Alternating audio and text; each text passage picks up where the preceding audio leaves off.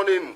Our followers this morning, a lot of people are already following us this morning, watching this our show this morning. Remember that this is Issues on AF television under the AF News platform. This morning is another brand new day for our program Issues. Remember, here we discuss issues happening in and around Nigeria and even outside Nigeria. Don't be scared. Today we are looking at issue about Nigeria. We're in Nigeria today, and we're looking at the issue of ASUU versus the federal government. It's been a lingering strike. ASUU has gone on a strike for a very long time now, and they are looking for, there are issues they are fighting for. This morning we're going to discuss that. Me and my colleague in the studio, Kelechi Mo, is here as usual. We'll be discussing that this morning, and they'll be looking at ways forward. What is the way forward? I will want you to call in, to send in your message. Let's be partner in this program this morning. Don't be left behind. We want to thank you so much for joining us this morning. My name remains Emeniki Rebu, the anchor of this show. Yes, Kelechi Mo, let's come back to the studio and begin to look at this issue about ASUU and the federal government. The strike has been on for months now. It's going close to 7 months now, if I'm getting my numbers right. What do you think about this often strike in the Nigerian medical academy system? Good morning, viewers. The constant going on strike by the Nigerian University is Academic Staff Union of Nigerian Universities is no longer embarrassing. It's something that we have gradually taken to be as a norm. And it's painful that it's happening at a time where the economy of the country is not at its best. Look at this year. This year has been full of numerous challenges that affected even the common man in the streets. So, coming back to ASUU, I wouldn't really understand why no government in this country from 1999 has really taken it upon itself to improve or do something that will warrant the ASUU to stop going on strike. Because it does appear that if after 2 years or 3 years ASUU does not go on strike, it's as if there's something missing in the academic system. It's not part of the system. It's part of the system. It's no longer embarrassing, it's part of the system. We cannot talk about the Nigerian University today without mentioning ASUU strike. Every day they are having one demand or the other. And they keep telling us that the federal government refused to meet their demands. Every year we hear the same story. Now they are talking about 30 billion or 40 billion. And I begin to wonder, if a government says that their priority is education, power, and the rest of them, what do they really do in the education system? Because for me, any reasonable government that should come up should make us a top priority. Can we have a system where they can stop going on strike? The schools are trying to reopen. I discovered that they are unable to reopen because of this same said agreement. It's not even COVID-19 now. It is the money is the issue. And the federal government came up and said, we must enroll you on IPs. And they are saying that the IPs was not produced for them. It was for, is it civil servants? It was for civil servants. Because I remember when Ngozi Okonjo-Iweala was in power, she was the one who initiated this idea. That was even the first tenure, Obasanjo's first tenure. Second, when she was minister for the first time in Nigeria, Minister for Finance, she started that program with TSA and all that. So, but what motivated her to come back was when she now discovered that the system was literally abandoned. So she now came back to complete it about 70%. And the whole idea was to check ghost workers. That was the whole idea. Now, I believe that the federal government is also trying to check ghost workers in the university system. Okay?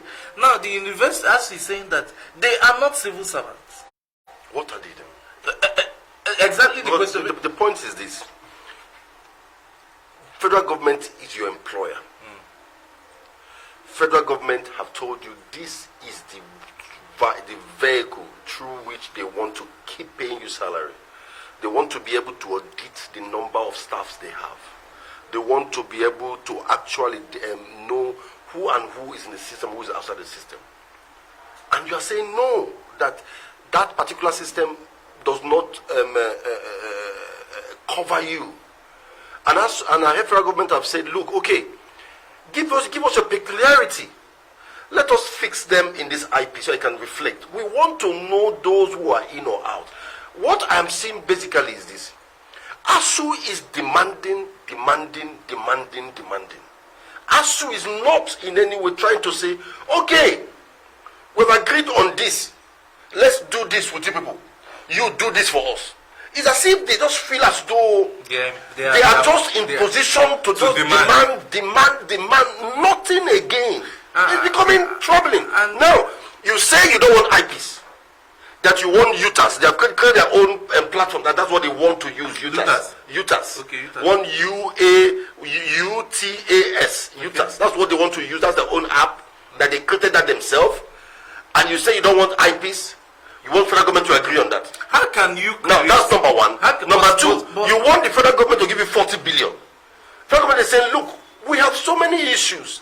Finances have come down. You see what's happening in the economy all over the world. We don't have this kind of finance. They said, no, you have to give us. You have to give us. Where is the compromise on the side of ASUU?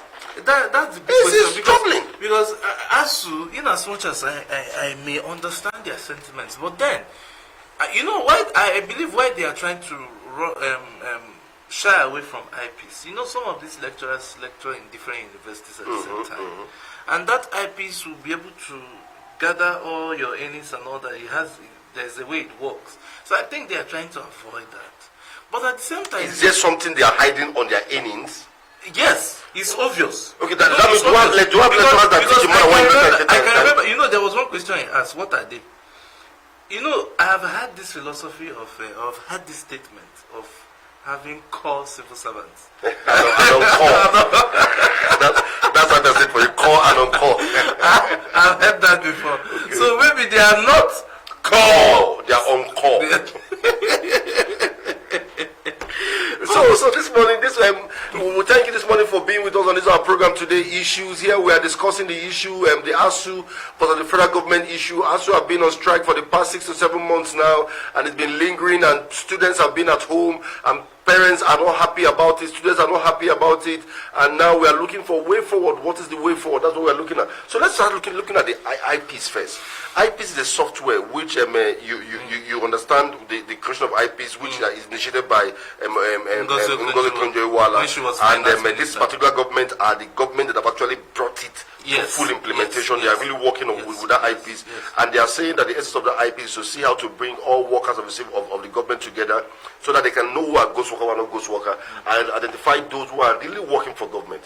That is the overall plan.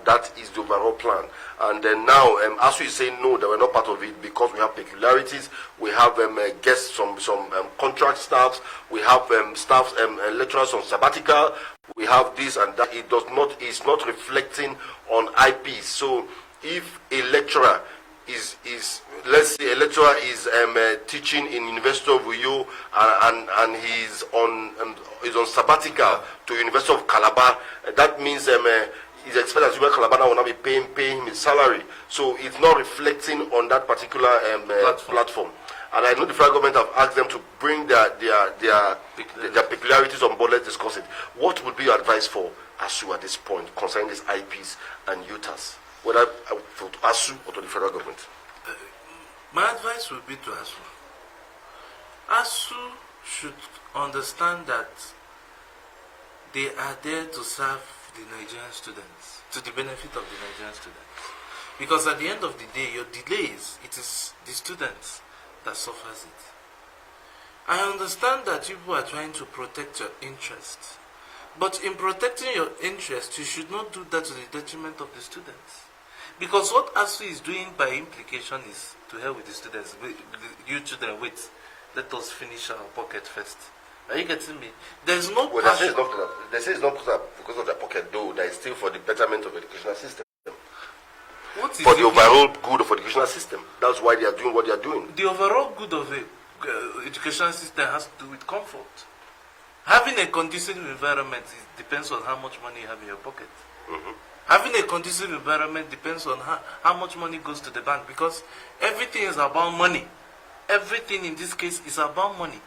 You are not interested in eyepiece because the thing was, from my little knowledge, it was created to check ghost workers. Do you want to tell me that the academic staff does not have ghost workers? There should be. But they've created their own UTAs. I don't agree with that. They are not supposed to be the ones to create it. It's just like somebody is working for you and the person will tell you, no. Exactly. You can't pay me this way.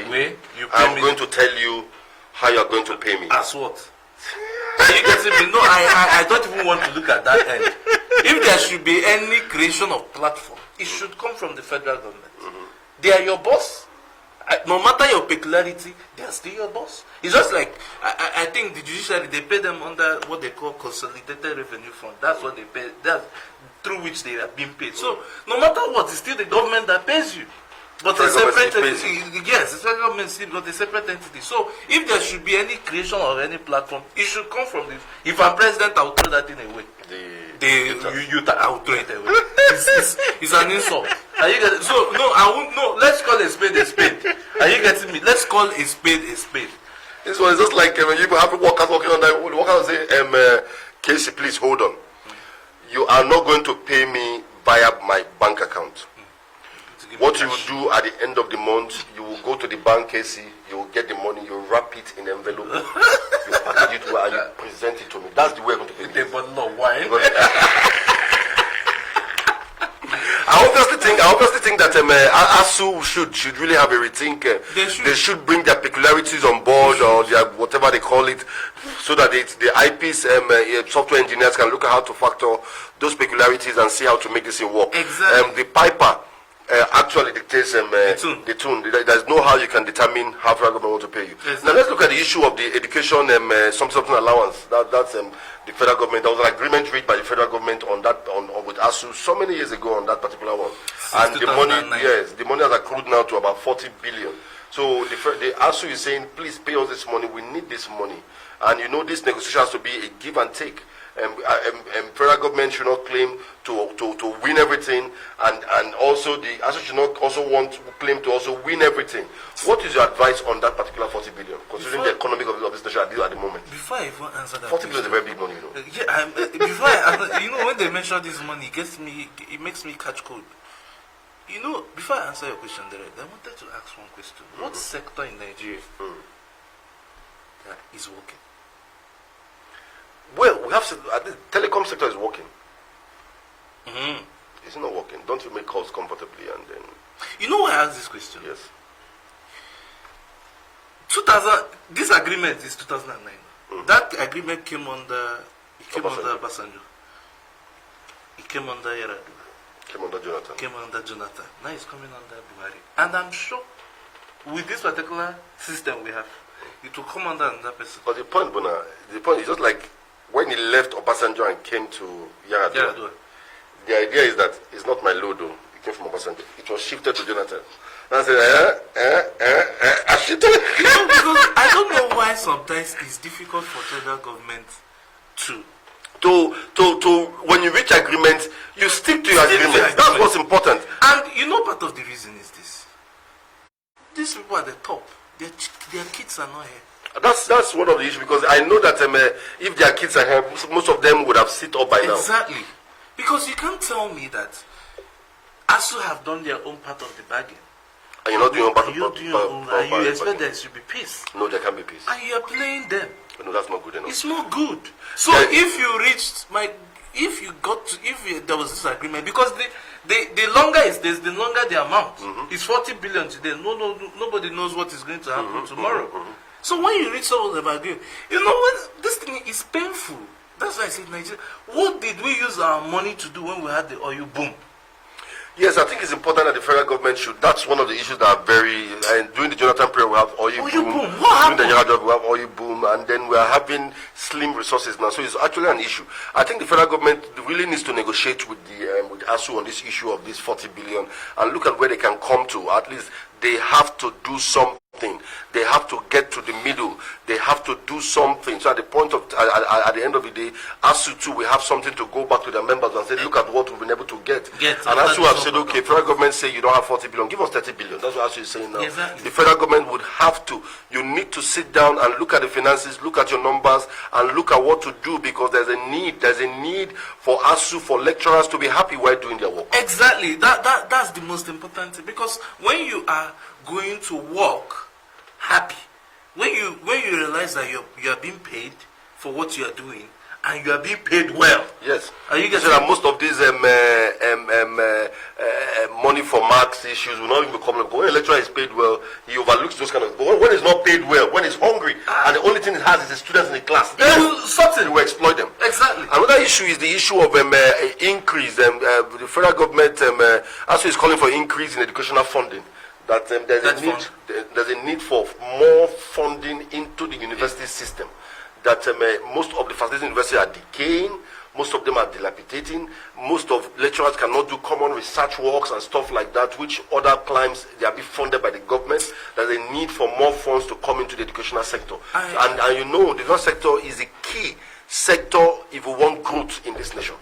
You see, it's unfortunate that Nigeria is one of those countries that their lecturers do not embark on trainings. They don't embark on research. You can hardly find lecturers. Because nobody's funding research. Because nobody's funding it. How can you be funding research with your meager salary? Exactly. The little professors, the few professors I know, okay, whatever success they achieved academically was personal effort. Mm-hmm. Unlike what you have in the UK and the US. Yes, some of these things are taken care of. There are so many researches which are heavily funded. And then you are doing research is as though you are just doing it because you know every other need you have is covered. Exactly. It's just like my woman. So I must always use as an example. Your wife? Oh, you say your woman? My madam, Dr. Gozi Okojiwala. You know, when she went to MIT for PhD, it was funded by a fellowship. Are you getting my point? And those are millions of dollars. These are millions of dollars. Are you getting? So when you realize that there is this system in place that no matter how you look at it, because you have this love for academics, this institute is there to fund you. We don't have that here. To be kind with that fund, they've been trying. That fund they've been trying, but it's also at the beck and call of vice chancellors. Yes, they have to do more. They have to do more. So this morning, as we said, we are discussing the issue between ASUU and the federal government. The strike have been on, lingering for months now, for very long months now. That's the strike have been lingering. And this morning we are looking at those issues. We are looking at way forward, and we've actually discussed the issue of IPs and the UTAS, which the ASUU created on their own. We've discussed about also the issue of the 40 billion academic stuff, which the ASUU too is demanding for. And now we're looking at what do you think has been the effect of this long strike on students? First, you see this year though, if I had my way, my advice to the government is to cancel a whole academic section. Let it be free for all and begin anew because of the peculiarities of 2020. The effects of this strike is one, it makes students unserious. It makes students in Nigeria go back to this thing that was earlier was it elitist year, school and scam. Are you getting?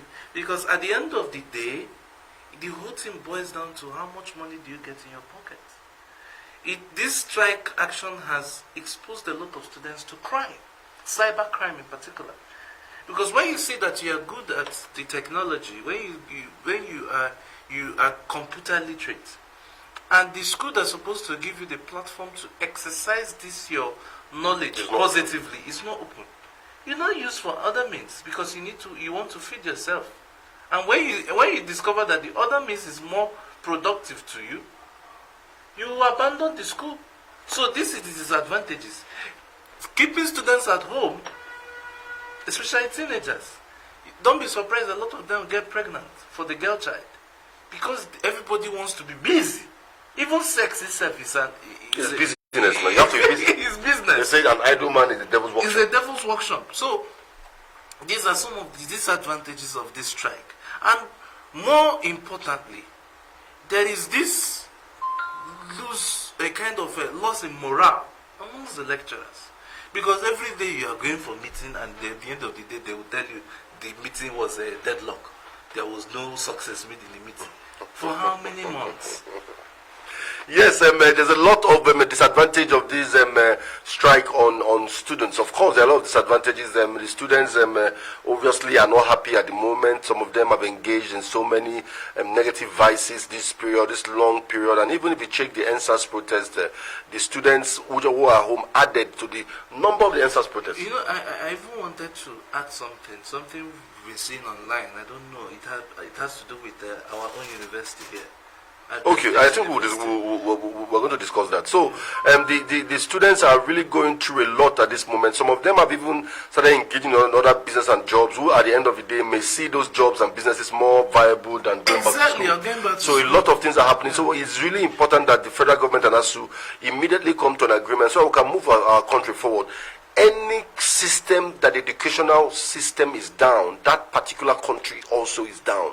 That means that a pool is expected, workforce are coming in. Yes, we have a lot of workforce that are not employed, but people that are supposed to be churned out now will be delayed. I wish we will have a system in this country or a law. It's not. I'm not trying to shoot myself in the leg, but I think it will work. It's not as if I want to shoot myself. If we have a law where you're a public officer and you have a teenager who is of a university age, let it be that young boy or young girl should school in Nigeria. The only time he's permitted to live outside the country is when he's doing his masters. So long as you're a public officer. Because if we have our governors, our senators, our House of Rep members, our chief judges, anybody who is in high places serving the public, have their own kids in Nigerian schools, they will take it more serious. They will take the educational system more seriously. For example, I'm not trying to... OUK, for example, or Joseph Carlo, he was in incarceration for some time. That gave him an opportunity to see what the prison system, correctional service is in Nigeria.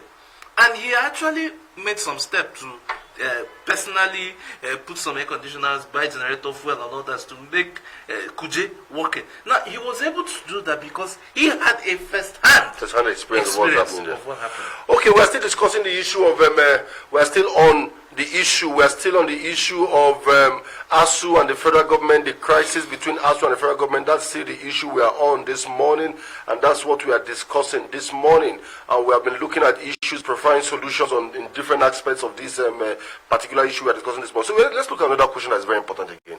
What has been the effect of this strike on parents? Well, it's two-sided. One, parents are happy that at least their children are around to help them do the chores, go to market, help them in business. Secondly, they're also sad because their kids are being delayed. And most parents plan. They fix money, they budget and all that. So when you discover that what you are budgeting is not coming forth, you'll be a little bit discouraged. It also makes them understand the need to start making plans to push their children abroad for those of them who have the resources. Because there's some experience, like when I was in school, in my first year in school, I went to ASUU here. In my first year in school, there was this problem that happened. That was first year, first semester. There was this riot. So the vice chancellor then, Chibuzo Buago, had to tell all of us to vacate the hostels within some hours because of that riot. I felt angry. Personally, because one, even though I was a cost rep, I never partook. I wasn't really at the forefront. Why should I suffer for what other people have? I should be at the comfort. And I saw a need to go off campus. It was that experience that made me angry, and I packed my bag and baggage and went off campus. That was where I was. So why I remember this story is necessity, they say, is the mother of inventions. So this particular long 7 months, why I'm a bit calm about the whole thing is this year has been peculiar, judging the COVID-19 something and the NSAS protest. And I must say this, we achieved. It is because of the peculiarities of this year that made most Nigerians who don't have in-depth analysis or knowledge of the country, these long holidays made them realize how rotten the system is. Okay, yes, well, that's the opinion of the rotten system. No, the system is rotten. The opinion. No, the system so this morning, just like we said, we are discussing the crisis between ASUU, Academic Staff Union of the Universities, and the federal government. ASUU have been on strike for so many months now, and they are dragging with the federal government on some basic issues. One is the IPs, and they have created their own. They call it UTAS. They are telling the federal government to use their own. They are also demanding 40 billion for an academic allowance, something like that. They are demanding 40 billion for the federal government, and now they have reduced to 30 billion. There are also so many issues which they are trying to. So we are looking at all the challenges surrounding these particular challenges that is on board now, and the way forward. Yes, talking about the parents are really feeling the brunt because, of course, so many students who are supposed to be in school. Exactly. Who are just like you said, who expected maybe they should be finishing by this year. Like they should do that. They have not been overstretched unnecessarily. And then most of these students again, most of these people again, when they are at home, most times they cause a lot of distraction. Exactly, a whole lot of. In fact, I know some of them who have approached me and said, "Casey, me don't tire yourself." You understand? These are, I think, and they'll jokingly say, are you tired because, are you really tired in the real sense of being tired, or you are missing something in school? He said everything, all joy. So, yes, we want to thank you so much for this show this morning, for being part of the show this morning. As we're rounding up, Casey, what is your final take? What's your final advice for ASUU and the federal government on these issues on board now? Federal government, do your own part. ASUU, please, be a little bit kind, be gentle. I know that it is trust. That is the whole issue. And secondly, I must say this. Please, viewers, I know all of us, many of us are interested in what happens in the US. But my own be say, Mona they pray for Ngozi Okonjo-Iweala. Yeah, before we forget, the issue that's happening in ASUU, your alma mater. Yeah. ASUU, the university is asking students to pay a sum of 15,000 naira to conduct COVID tests before they can be allowed into school. So every student is supposed to pay 15,000 naira for that particular test. What's your take on it? It was either 25,000 before, now it's 15,000. I don't understand what they are saying. I don't understand I don't understand. My own is Professor Ikonni and the governor of other states. They should come to an agreement. No student should pay 1 naira. This year is a unique year. Are you getting me? Let them. These students are collecting 15,000 naira from. Where are they going to get the money? From their parents. Which parents? The parents that are still being owed. The government is paying them salary. See, Emenike, this is a unique year. Yeah. What I'm just trying to say is this. The government isn't, they're not owing anybody. So what's your problem with that? I am not. Let's not talk about that. State government. My point is this. The government should have a human face. Are you saying that the government should conduct the test for free? Exactly. But this test costs a lot. My dear, let them find a way. Let them show. See, they are doing this because there was no destruction. There was no hoodlums attack. Where? In Abia. There was massive hoodlum attack. Leave what happened in Abia. It was massive. So what are you talking about? But my point is this. That they should not charge. They should not charge. Okay, we want to thank you so much this morning for joining us on this show. This is Issues on AF Television, where we discuss issues happening within Nigeria and outside Nigeria. Unfortunately, today we are discussing on the issue. We discussed on the issue that happened that is happening within Nigeria, ASUU and the federal government, and we have ended it with what is happening in Abia State University, popularly known as ASUU, where the school management are asking students to pay 15,000 naira 15,000 naira for COVID test. And that is what the latest happening there in ASUU. And the students and their resistance here and there. And recently, some student union members went to meet the governor, and the governor reduced to 15,000. That's what they said they came out with. You see, are you sure that union members are really know what they're doing? You know, when you talk of student unionism, I think I was an ASUU. I know what goes on there. Let's not talk about them. The best we can do is to appeal to government on their behalf. Okay, we want to thank you so much this morning. My name remains Eminiki Rebu, and my colleague in the studio is Kelechi Imo. Thank you, and have a wonderful and blessed day today, Thursday. God bless you.